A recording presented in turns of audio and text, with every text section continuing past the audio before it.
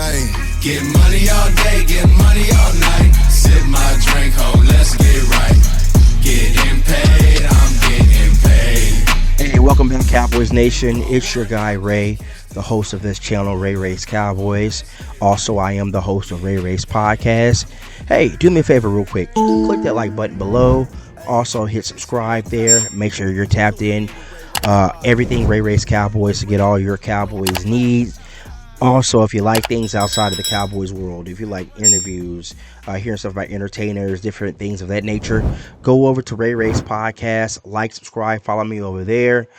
Check out my recent interview with actor Jason Mitchell, famously known for playing Eazy-E in Straight Outta Compton and being in TV shows like The Chi. And also, be looking out for my interview coming soon with the legendary radio personality Chris Arnold. All right? So, we're a couple days removed from this first preseason game. Kind of ugly game, all right? But what I want to do in this video today, I want to talk to you about some guys who I think their stock is going up, who's either going to earn more playing time or they may actually make this roster. So, no further ado, let's go get into it.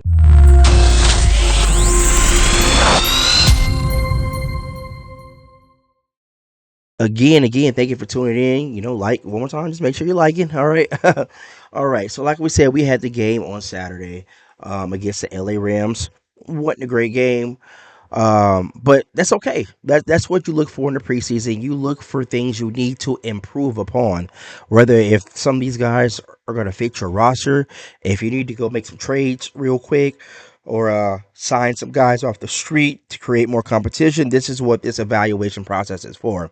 But there have been a few guys, from this game after I went back and watched the game again, and I just determined I'm gonna call this Ray Ray's Cowboys player performance. Okay, so I'm gonna tell you what players I think, like I said, made their stock right and what they did in this particular game. All right, so let's jump it off with this.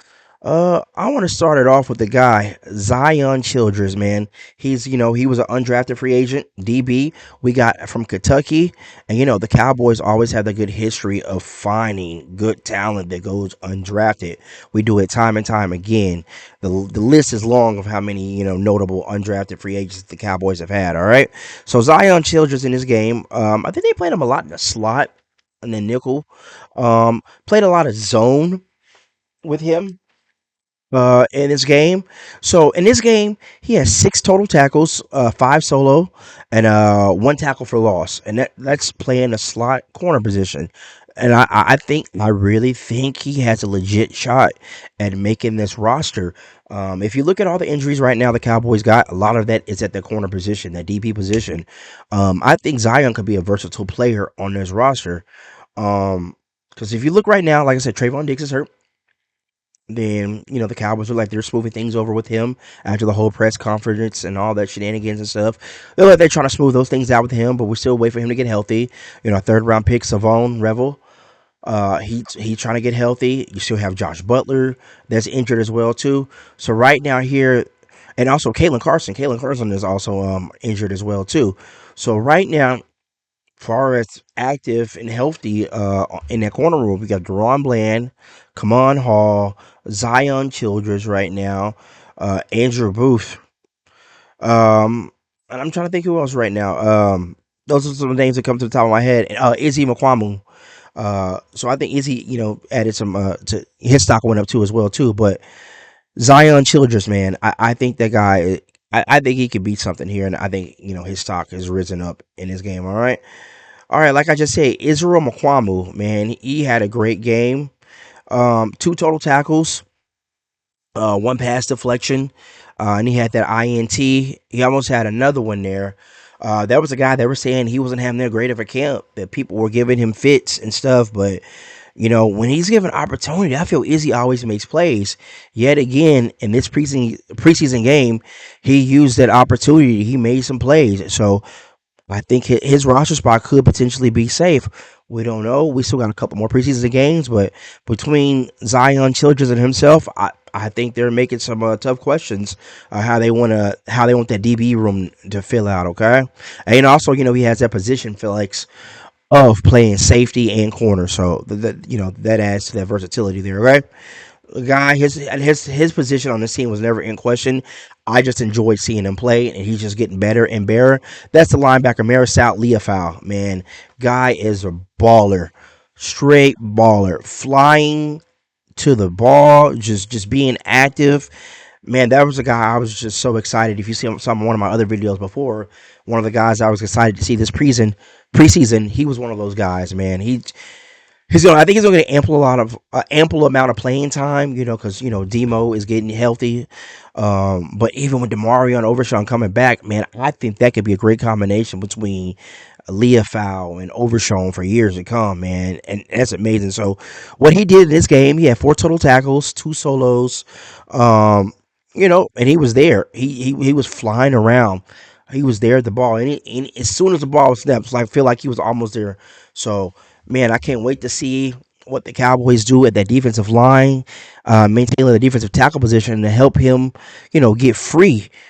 Someone take all those double teams and get him free so he can make plays on the ball carrier there. All right, this guy here we're about to talk about right now. This room is a deep room.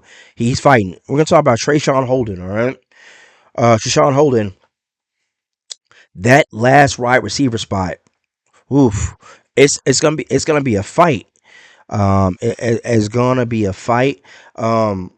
Based off of what the Cowboys did last year, they carried 6 receivers when they did their initial 53-man roster cut. They had 6 receivers.